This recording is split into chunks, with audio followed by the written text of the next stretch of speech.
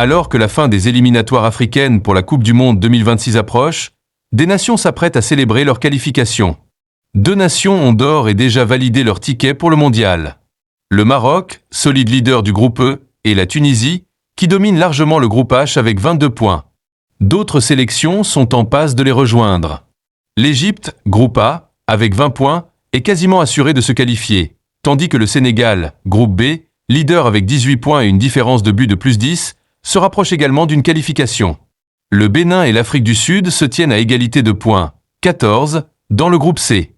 La qualification se jouera donc lors des dernières journées, avec le Bénin qui affrontera le Rwanda le 10 octobre, avant de rencontrer le Nigeria le 14 octobre.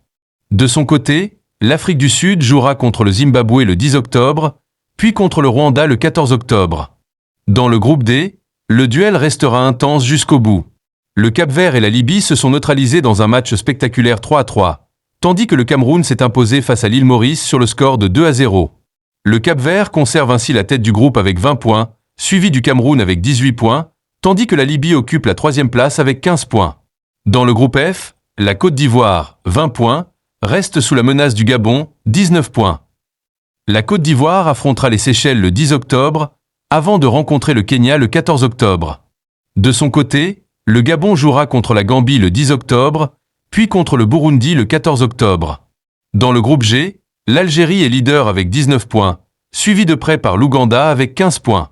Les 2 équipes s'affronteront lors de la dernière journée pour la première place.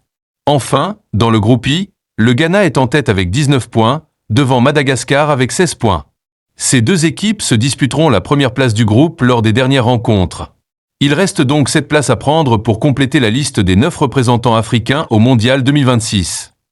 Cédric Bakambu encense le Sénégal, la meilleure équipe d'Afrique. 2 jours avant son déplacement à Djouba pour affronter le Soudan du Sud dans le cadre des qualifications pour la Coupe du Monde, le Sénégal est en bonne posture pour se qualifier pour la 3e fois d'affilée pour la compétition. Les Lions sont leaders de leur groupe grâce notamment à leur victoire 3-2 en RD Congo en septembre dernier. Et force est de constater que les hommes de Pape Thiaw impressionnent leurs adversaires, en particulier Cédric Bakambu.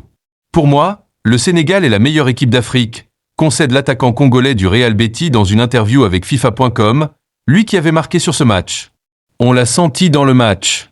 C'est une équipe qui a l'habitude de jouer la Coupe du Monde et des gros matchs. Personne ne pourra dire que la victoire du Sénégal est imméritée, bravo à eux. Vous pouvez demander à tous les joueurs sénégalais, ce n'était pas une tâche facile de venir s'imposer au Stade des Martyrs. 2e avec 2 points de retard sur le Sénégal à 2 journées de la fin, la RD Congo n'a plus son destin entre ses mains pour retrouver directement le mondial en 2026. Mais Bakambu et ses partenaires ne perdent pas espoir. On est toujours en course malgré notre défaite face au Sénégal. Tant qu'il y a de la vie, il y a de l'espoir, ajoute Bakambu. Si on doit aller à la Coupe du Monde, peu importe que ce soit par les barrages ou de façon directe. L'objectif reste le même. Ça ne sera pas facile, mais on va s'accrocher. Éliminatoire CDM 2026, le point des groupes avant les derniers matchs. Alors que la fin des éliminatoires africaines pour la Coupe du Monde 2026 approche, des nations s'apprêtent à célébrer leur qualification. 2 nations ont d'ores et déjà validé leur ticket pour le mondial. Le Maroc, solide leader du groupe E, et la Tunisie, qui domine largement le groupe H avec 22 points. D'autres sélections sont en passe de les rejoindre. L'Égypte, groupe A, avec 20 points, est quasiment assurée de se qualifier, tandis que le Sénégal, groupe B, leader avec 18 points et une différence de but de plus 10, se rapproche également d'une qualification. Le Bénin et l'Afrique du Sud se tiennent à égalité de points, 14, dans le groupe C.